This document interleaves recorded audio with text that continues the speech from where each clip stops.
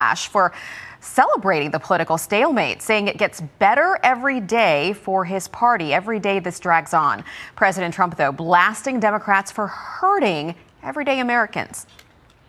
Yeah, I blame the Democrats. They ought to call their local Democrat representative, whether it's a senator or a congressman, and it's their fault. I mean, they admit it's their fault. They campaigned on the fact that they'd never shut down the country, but they wanted to shut it down. Chad Program is on the Hill, and he can catch us up. Hi, Chad. Good morning.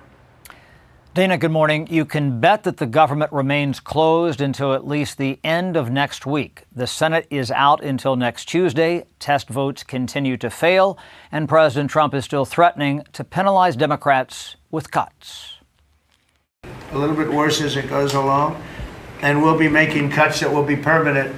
And we're only going to cut Democrat programs. I hate to tell you. I guess that makes sense. They wanted to do this, so we'll give them a little taste of their own medicine. Republicans claim that Senate Minority Leader Chuck Schumer is treating federal workers as pawns.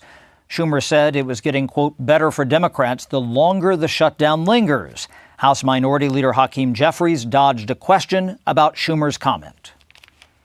Do you believe, as Republicans suggest, that that's a calloused remark, that this is kind of a scorekeeping going on here? House and Senate Democrats have been completely aligned, and we've taken a principled position in defense of the health care of the American people.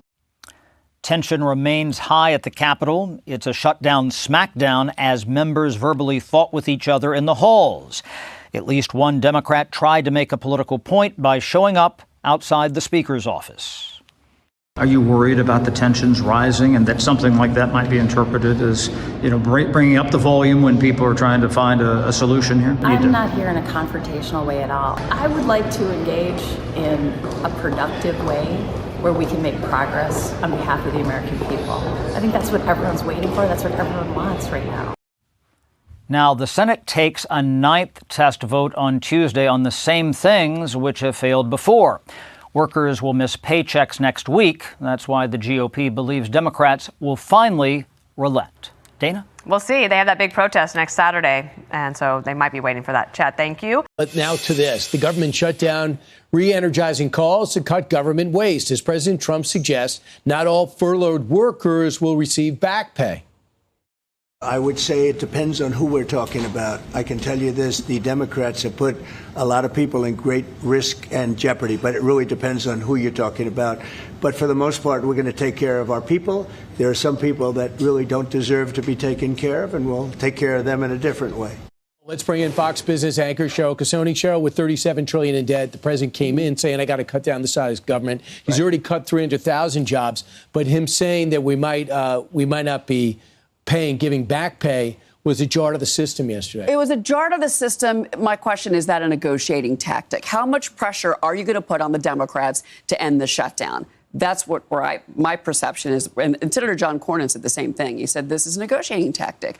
But at the end of the day, what they're talking about is there was this memo circulated at the White House yesterday from the Office of Management and Budget. This is Russ Vought, who we know has been very clear. There are programs he wants to cut, jobs he wants to cut. This is his chance.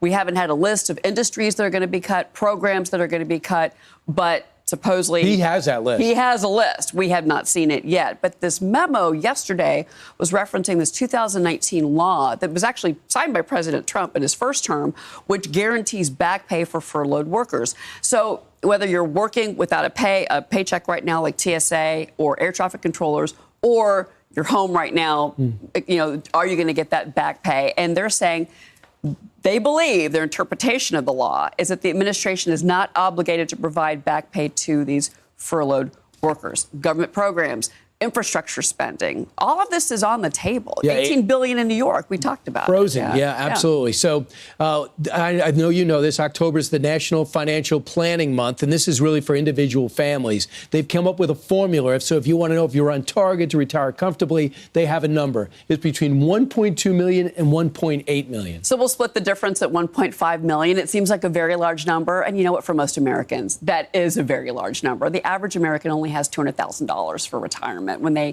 at the age of 65. But really the barometer here is take your salary, whatever you're making this year, you should have 10 times that when you retire at the age of 65. Right. And also, where you retire is a big issue. What do you mean? What are some of the places we choose to retire? So the most popular, Massachusetts, Florida, Illinois, Kentucky, North Carolina. That's what's popular and where the most people go to retire. But the most affordable are not those states: West Virginia, Kansas, Mississippi, Oklahoma, and Alabama. And you have to think about, what do you want your retirement to look like? Do you want to have a good home? Do you want to be able to go shopping, go to restaurants, take vacations? That's the point of retirement, right? It is. Plus, you have Social Security. People say, okay, should we count on that? And that's something that's, right now, it's going to go bankrupt in 4 years. Well, somehow they keep managing to figure out how to save Social Security. So let's hope that continues. But that is obviously one of the big three entitlement programs. And this is why we're sitting on $37 trillion in debt. Mm-hmm. And why we keep having this discussion about fiscal responsibility in Washington. And in November of 2024, America said, we've got to get out of this fiscal hole. Maybe this is the chance this week during the shutdown. All right, so take some time and do some financial planning. It might be painful, but if you need it, maybe by an eye-opening experience to find out where you're at. Maybe you can make some adjustments. So the average, according to data, households between 65 and 74 age range on the 2022 survey you mentioned have only $200,000. So yeah, it's tough. It's not a lot of money. All right, Cheryl, thanks so much. Appreciate it.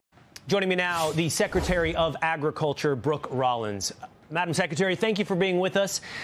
This is a program that I know is very important to many Americans. It now is not going to be lost due to the government shutdown. Tell me how that happened and why it's so important. Well, Will, first of all, can I say we had an amazing cabinet meeting. You were playing a clip from that just a minute ago of President Trump. He walked in before the cameras were there. The cabinet is seated around the table just right behind me, and we all stood up. Just his team. There was no one else in there but the cabinet, and gave him, I bet it was a 2-minute standing ovation. I don't think anyone's talked about that. There's so much love in that room and respect and just appreciation for him. No one could do what that man is doing today. So grateful. Another touching moment directly to your question was when J.D. Vance himself, our vice president, said, listen, my mom used the WIC program for me when I was a baby. And I don't know that the press has picked that up yet, but I think that goes to just the bigger question of what in the world are the Democrats doing? They are playing with our vulnerable moms and babies, to your point about our law enforcement, our FFA, our soldiers, our everybody. For me, our farmers. There's $4 billion sitting in our account at USDA that should be hitting farmers' bank accounts right now in farmer aid. I mean, it's just insane. WIC specifically, the Women and Children's Program for vulnerable mothers, for milk, et cetera, for the babies. We found some money to help pay for that through the end of the month, which is where we're going. But come on, Democrats, come on, Chuck Schumer. I mean, the fact you think it's a good day, that's absolutely disgusting. That is fascinating insight, by the way, from the meeting and the testimony of the vice president about the importance of that program. I know another thing that you've been working on is farmers, soybean farmers, negotiations. Here's what President Trump had to say about that today. Well, what happens with soybeans is we're going to see more and more, I think, opening up. And part of the reason that we'll be he's got things that he wants to discuss with me. And I have things that I want to discuss with him, and one of the things is soybeans. I had a great deal with China where they would buy $50 billion worth of our farm product. So where do we stand on that, Madam Secretary? I know, is this impacted by the government shutdown? Is this just negotiations with China? Well, it does continue to be impacted by the government shutdown. But let me take a step back, Will, because I want us to take a moment and realize I don't know that there's ever been a president in history, at least in modern history, that has spent so much time talking about our farmers, talking about soybeans. Yesterday, we had a big meeting in the Roosevelt Room about our beef industry. I mean, it is just incredible how focused and just supportive of our farmers and ranchers this president is, specific to soybeans, but not just soybeans, sorghum, cotton, corn, wheat, all of our row crops.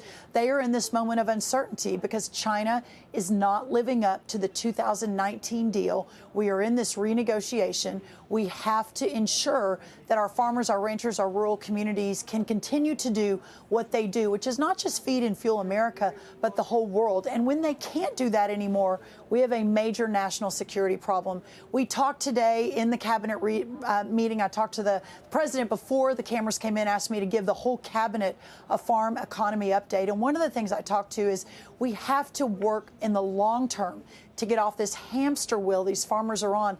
They just want to sell their product. They don't want checks from the government. But until we get there, all these new trade deals, opening up the markets by the president, onshoring our food supply for health reasons, but national security reasons, we will get there. But until then, we will continue. We're going to be announcing a program as soon as the shutdown ends on what we're going to do in the short term for these row croppers, including our soybean farmers. Incredible what tariff revenue is doing, not just on the world stage when it comes to peace, but also there to fund programs that we might be losing amidst the government shutdown. Secretary Rollins, thanks for being with us.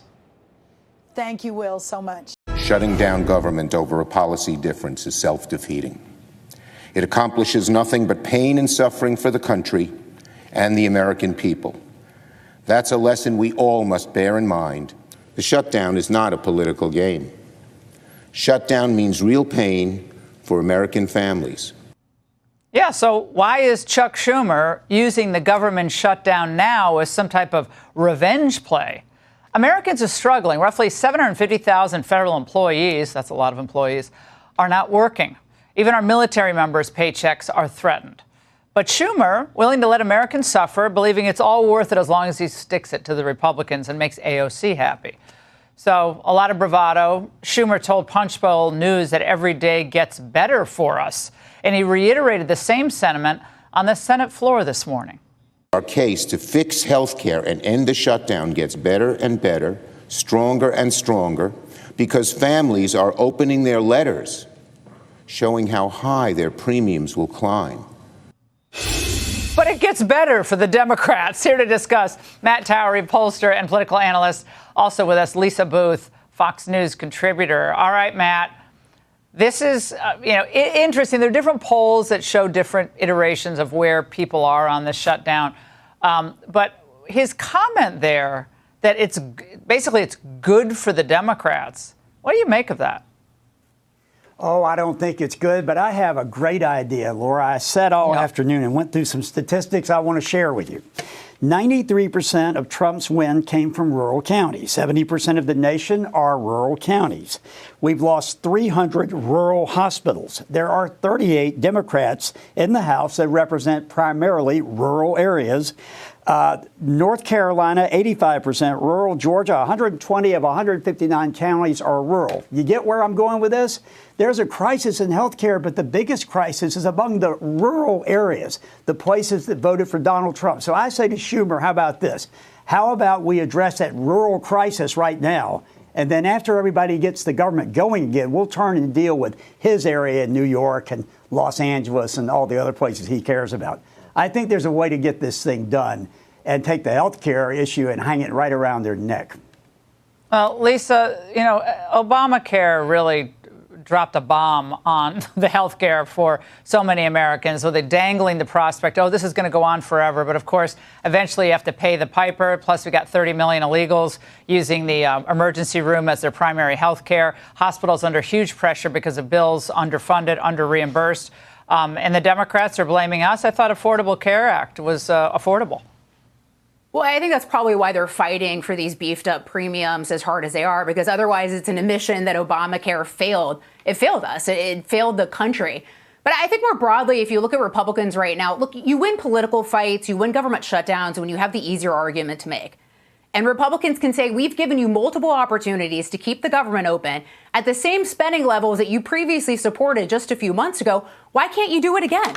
You did it 13 times during the previous administration. But, right now, I think this fight is still a beltway battle, but it's going to continue to spill out, particularly when you look at impacts to air travel. And if you remember going back to the 2019 shutdown, that 35-day shutdown, there were ground stops on January 25th, 2019 at LaGuardia that then had this cascading effect on the rest of the country. You had something like 3,000 flights delayed, 650 flights canceled. And then what happened that same day? President Trump and Congress got together and hammered out a 3-week, short-term deal to get the government reopened. So, I think until we start seeing a little bit more of that, there might not be room for negotiation, unfortunately. Yeah, but paychecks aren't coming now, Matt, right? People aren't going to get paid. When people don't get paid, they can't make their bills, and then they can't get health care that they need because they can't afford the premiums. Well, you remember, Laura, when our friend Newt Gingrich shut the government down back in the 1994 and 95, he was called the Grinch who stole Christmas, right? It was all his fault. Now it's the vote that is needed by the Democrats that we're not getting. So I think political pressure, increased political pressure, and perhaps a little advertising in some key districts, and maybe a little creative approach to this health care they're so concerned about, and we'll get this country back on its feet and moving again. Have you seen many commercials on this, Matt? I've seen almost none in the D.C. area. No, and that's there need shocking, to be commercials. Is it not? Yeah. I think the Republicans ought to be running commercials right now saying, why is your representative, why is your senator not voting to open the government and get people back to work? I'm always shocked Chuck Schumer just when that doesn't happen. Chuck Schumer just wrote the ad for them, too, by saying every day it gets better for them that the government's shut down. Right. To Matt's point, like if you're gonna write the ad, he just wrote it for you, you know? Yeah, and also, Laura, think about how small Democrats look right now. President Trump is working on negotiating world or peace in the Middle East, while they pick, these silly battles, or you have Hakeem Jeffries in this fight with Mike Lawler, just looking silly in that interaction. Yeah, they just look so small and petty right now, comparatively speaking. Trump's taking on the big challenges, but this government's got to open up. It's got to happen. Matt and Lisa, thank you both.